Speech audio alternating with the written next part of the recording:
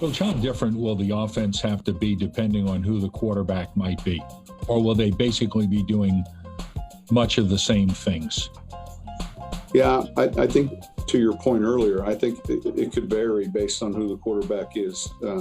We've always tried to look closely at the strengths of our players, what they do well, and we'll build a little bit around that player accordingly. And that's something that we did when Drew first arrived here, and we would do with either of these two players.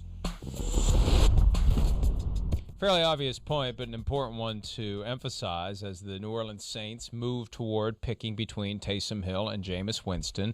There will be different plays based upon the skill sets of the two individuals. Taysom Hill, a guy that you can do a lot more quarterback running with, and Jameis Winston, a more traditional quarterback. So, yeah, and some coaches dread the idea of that because you basically have to maintain two separate playbooks, right? Right. Sean Payton loves it. He loves it because his players know how to run the plays, and they'll deal with the stress of having two different playbooks, and he'll be able to go to whichever one he wants based upon whoever he decides is going to be the quarterback for the season or for a month or for a game. It's why he's one of the great coaches of the era. He's definitely one of the greatest offensive minds in the history of the sport. It's all that because he's not one of those coaches that's like, this is my offense and this is what I do, and you guys are going to fit into that. Okay, great. I bet you if he had that approach, he would have been fired years ago.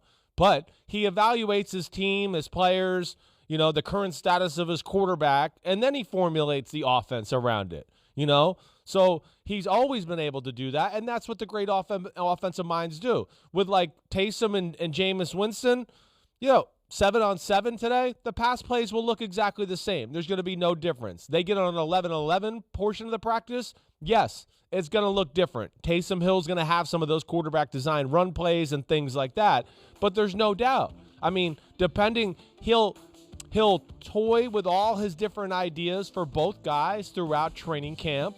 And as he gets through training camp and gets a better feel for who's in the leader house to be the starter and all of that, he's going to continue to grow that part of the offense. Oh, it's Taysom Hill? Wait, let's grow the quarterback runs, the play action passes, everything off of it, and continue to get that better. If it's Jameis Winston, yeah, there'll probably be more of a drop back pass, surgical, but yet down the field attack that he didn't have the last few years with Drew Brees that he'll be able to add in the office with Jameis Winston that way. So that's where it'll be different, but I bet you he kind of loves the challenge of this. An example of why the point you made about system is so spot on. Tony Dungy tells the story of interviewing for a new offensive coordinator during the time that he was in Tampa Bay, and simple question, what's your plan for Mike Allstott and work done? And there were candidates who said, I got my system. I don't know, they run my system. That's not the right answer. No. The right answer is you tailor your system to suit who you have. Right. And that's what Payton is such a genius at doing, among many other things. Payton also addressed yesterday the receivers because it's Michael Thomas plus who knows.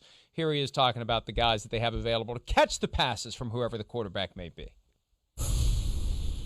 Sean, you've spoken in the past about like the emphasis you guys put on development. How would you kind of assess that the development of that young receiver core kind of behind Mike Thomas? The guys coming up the last couple of years. They're doing well. They're doing very well, and part of that was, a number of those guys played more snaps last year because of injury, and I'm encouraged. I like the way that room is coming together.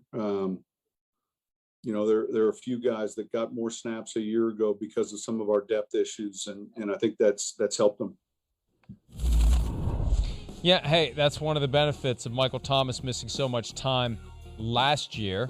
Other guys getting a chance to step up. Now, Emmanuel Sanders not there anymore. He's in Buffalo, but you got some of these other guys going to have to step up and get it done, and they're going to be working with a new quarterback. This is going to be one of the biggest challenges for Sean Payton of his career, and I would assume he finds it, Chris, incredibly invigorating. I would think so too. I mean, usually great coaches do. They like these kind of challenges, and you challenge their creative part of their brain to come up with ideas and all that. Yeah, it's a little bit of unproven part of the roster right now. Yeah, Michael Thomas, we know, his stud. Okay. Traquan Smith, I think, is a guy that's up and coming. There's no doubt about that. They got Deontay Harris, who they can kind of use as a weapon-type guy. I would expect to see him a little bit. And I'm missing one guy. There's the Marquez Callaway's guys. Yeah, they got some guys that kind of got to develop as we go.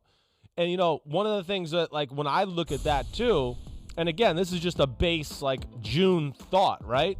But when I look at that and we talk about receivers and everything like that, that to me, again, is another thing where I look at it. I think it's advantage Taysom Hill there, because Taysom Hill's ability to run can give some of these other receivers not named Michael Thomas maybe some more favorable looks and matchups and make things life a little easier on them than, oh, hey, it's Jameis Winston and they're going to drop back and pass, and we know it's going to be that too. So that would be one thing that at least comes across my mind when you evaluate the Saints roster in this situation. Hi, I'm Mike Tirico, and thanks for watching. Make sure to hit subscribe for the latest news and highlights from NBC Sports.